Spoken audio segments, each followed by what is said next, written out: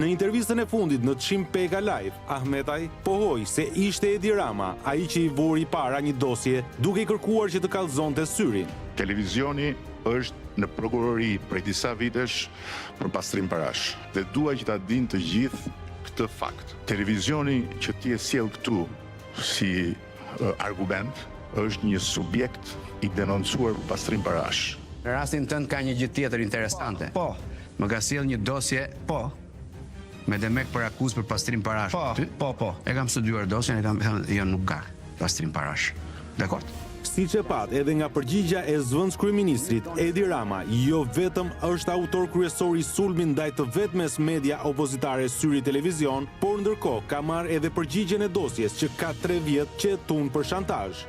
Ndërkohë që sulmon hapur me dosje të montuara dhe pa dosje të vetmen media që nuk e blen dot Syri Televizion, pjesës dërmuese të mediave që i ka në shërbim u jep tendera korruptiv qindra milionësh për rrugë koncesione. Toka me €1 për të ndërtuar godina televizionesh i bën investitor strategjik me të vetmin qëllim për të mbajtur pushtetin e tij të zhytur në korrupsion. Në rastin tënd ka një gjë tjetër interesante. Po. Më ka sjell një dosje me demek për akuzë për pastrim parash.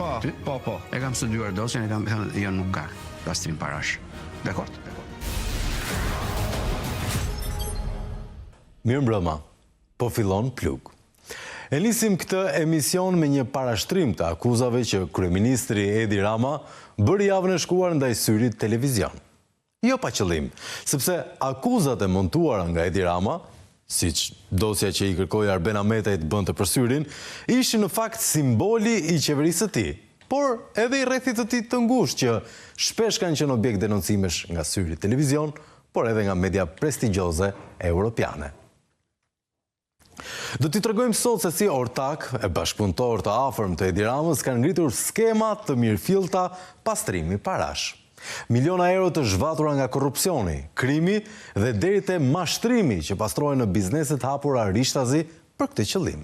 Por fillimisht, do t'ju sjellim një material prezantues të një prej personazheve kryesor, një emër që e njihni, Amant Josifi, ortakut në biznes dhe miku të vllajt të kryeministrit Olsi Rama. E më pas, do të ndalemi gjerësisht te një prej këtyre skemave.